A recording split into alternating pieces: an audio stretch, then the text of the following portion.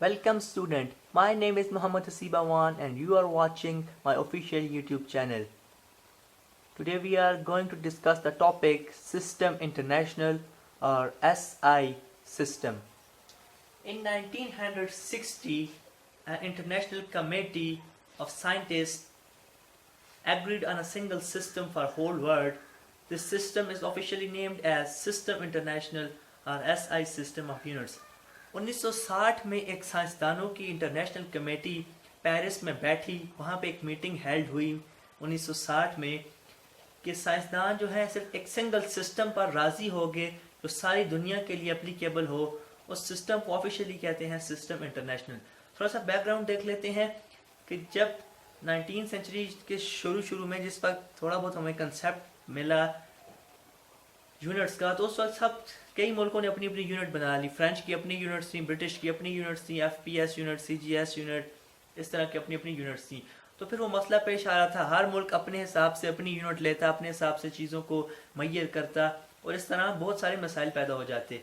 तो इस मसले को ख़त्म करने के लिए साइंसदानों की कमेटी बैठी तो उन्होंने एक सिस्टम इंटरनेशनल बना दिया जिसमें सारी की सारी दुनिया के लिए एक ही सिस्टम था, जिसमें से कंप्लीट सेट ऑफ यूनिट्स था, एक ही जैसी यूनिट थी सारी की सारी दुनिया के लिए। उसे हम कहते हैं system international. What is it's characteristic, इसकी खसूसियात क्या हैं?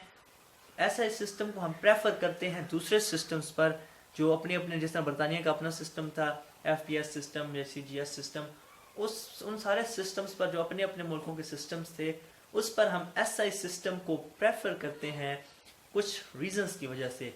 वो रीजंस क्या हैं? सबसे पहली रीज़न है its units are not affected by the change of place, pressure, temperature and time।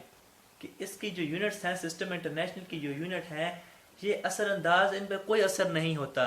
अगर हम प्लेस को चेंज करें, प्रेशर को चेंज करें, टेम्परेचर को चेंज करें या वक्त को चेंज करें, ये हर जगह पर सेम रहती हैं। Number 2 reason is its units are easily convertible into bigger and smaller units by division and multiplication of power of 10।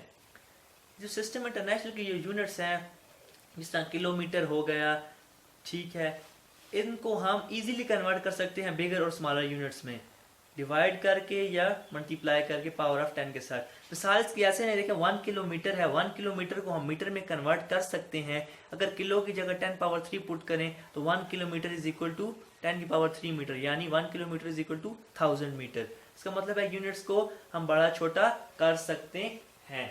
इसी तरह तीसरी रीजन इसकी ये है कि accepted by the whole world. System international को सारी की सारी दुनिया एक्सेप्ट करती है, सारी की सारी दुनिया इसे मानती है, कोई भी इससे इनहराफ नहीं करता, सारी की सारी दुनिया इन यूनिट्स पर एग्री है। The fourth one is it consist of complete set of units for all physical quantities. System international के पास एक कंप्लीट सेट है यूनिट्स का फिजिकल क्वांटिटी के लिए। फिजिकल क्वांटिटीज के लिए सिस्टम इंटरनेशनल के पास एक कंप्लीट सेट ऑफ यूनिट्स है जो सारी की सारी दुनिया मानती है।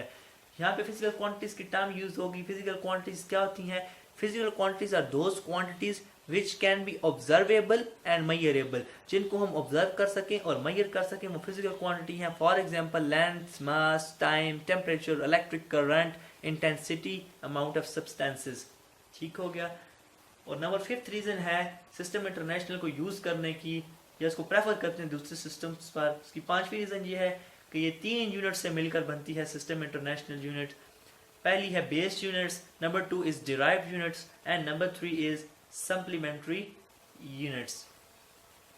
So in the next lecture we will discuss the base units, derived units and the supplementary units. So keep supporting me, like, share and subscribe my channel and always keep smiling.